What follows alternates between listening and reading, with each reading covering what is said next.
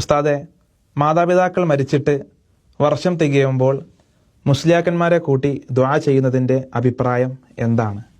ഒരു ആണ്ട് എന്ന രൂപത്തിൽ നമ്മുടെ നാടുകളിൽ പലയിടങ്ങളിലായിക്കൊണ്ട് പല രൂപത്തിൽ ഇത്തരം ആചാരങ്ങൾ നടക്കുന്നതായി കൊണ്ട് കാണാം. ഈ ചോദ്യം ചോദിച്ച ആളുടെ സംശയം, ഇത് ചെയ്യുന്നത് കൊണ്ട് തെറ്റുണ്ടോ അതോ ഇസ്ലാമിൽ ഇത് അനുവദിക്കപ്പെട്ടതാണോ എന്നുള്ളതാണ്.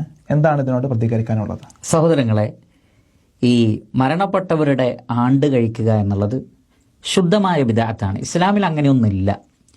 നബി സല്ലല്ലാഹു അലൈഹി വസല്ലം അത് പഠിപ്പിച്ചിട്ടില്ല. ഒരാൾ മരണപ്പെട്ടാൽ ദുഃഖം ആചരിക്കാൻ വേണ്ടി പോലും നിശ്ചയിക്കപ്പെട്ടത് 3 ദിവസങ്ങളാണ്.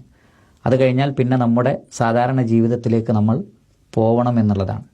ആ സന്ദർഭത്തിൽ അവർക്ക് ദുഃഖമുണ്ടാകുമ്പോൾ ഈവൻ ഭക്ഷണം വെക്കാനും മറ്റുമൊക്കെ അവർക്ക് പ്രയാസമുണ്ടെങ്കിൽ മറ്റുള്ളവർ ഭക്ഷണം വെച്ച് അവരുടെ വിശപ്പടക്കാൻ വേണ്ടി അവർക്ക് ഭക്ഷണം അങ്ങോട്ട് കൊണ്ടുപോയി കൊടുക്കുക. ഇതല്ലാത്ത നിലക്കുള്ള ചടങ്ങുകൾ 3 തന്നെ ആളുകളെല്ലാം വിളിച്ചുകൂട്ടി ഭക്ഷണം ഉണ്ടാക്കിയിട്ട് ഒരു സൽക്കാരം പോലെ നടത്തൽ പാടില്ലാത്തതാണ്. പിന്നെ 7, 14, 40 ഇങ്ങനെ തുടങ്ങി ഇതൊക്കെ നമ്മുടെ നാട്ടിലെ ഹൈന്ദവരിൽ നിന്ന് കടമെടുത്തതാണ്. ശരിക്കും ശ്രദ്ധിക്കുക. ഏതെങ്കിലും ഫിഖ്ഹിന്റെ കിതാബിൽ 7, 14, 40 ആണ്ട് ഇതുമായി ബന്ധപ്പെട്ട എന്തെങ്കിലും ഒരു ചർച്ച 4 മദ്ഹബുകളുടെ കിതാബുകളിൽ എവിടെയും കാണാൻ കഴിയില്ല. എത്രയെത്ര ഹദീസിന്റെ ഗ്രന്ഥങ്ങളുണ്ട്.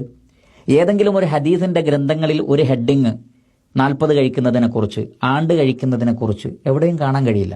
അപ്പോൾ ഇതൊക്കെ നമ്മുടെ നാടുകളിലുള്ള മറ്റു മതസ്ഥരായ ആളുകൾ ചെയ്യുന്ന കാര്യങ്ങളെ കോപ്പി അടിച്ച് ചെയ്യുകയാണ്.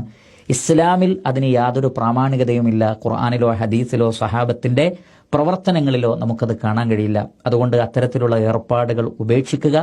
അതിനുവേണ്ടി പ്രത്യേകം ഉസ്താദുമാരെയോ മറ്റോ വിളിച്ചു വരുത്തുകയും അവരെ കൊണ്ട് ഖുർആൻ ഓതിപ്പിക്കൽ, അവരെ കൊണ്ട് ദുആ ചെയ്യിപ്പിക്കൽ, ഇതൊന്നും നമുക്ക് പാടില്ലാത്തതാണ്, ബിദ്അത്തുകളാണ് എന്നാണ് അതിനെ സംബന്ധിച്ച് പറയാനുള്ളത്.